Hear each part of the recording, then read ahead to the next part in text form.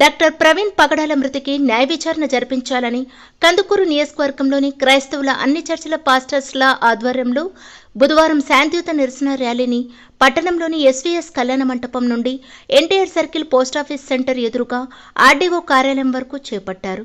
ఈ సందర్భంగా వారు మాట్లాడుతూ క్రైస్తవులపై జరుగుతున్న దాడులను తీవ్రంగా ఖండిస్తున్నామని, డాక్టర్ ప్రవీణ్ పగడాల మృతికి గల కారణాలను పోలీసులు బహిర్గతం చేయాలని వారు పేర్కొన్నారు.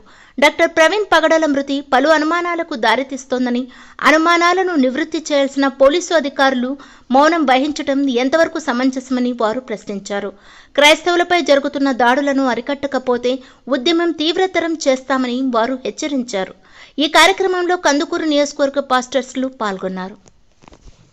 వారికి ఇక్కడికి వచ్చినటువంటి పాస్టర్లందరికీ ధన్యవాదాలు తెలియజేస్తూ ఉన్నాము. పాస్టర్ గారి మృతి పట్ల మొట్టమొదట బయటికి తీసుకొచ్చింది మీడియా వారి సహకారంతో. మరి ఈ యొక్క పాస్టర్లందరినీ ఏ విధంగా హింసిస్తున్నారో మా తరపున గలమెత్తి ఆయన పోరాడినటువంటి వ్యక్తి. ఆయన లేని లోటు మాకెంతో నష్టం జరిగిస్తూ ఉంది, కష్టంగా ఉన్నది, బాధగా ఉంది. మా బాధనంతటినీ ప్రజలకు మరి గవర్నమెంట్ వారికి తెలియజేసుకుంటూ ఉన్నాము.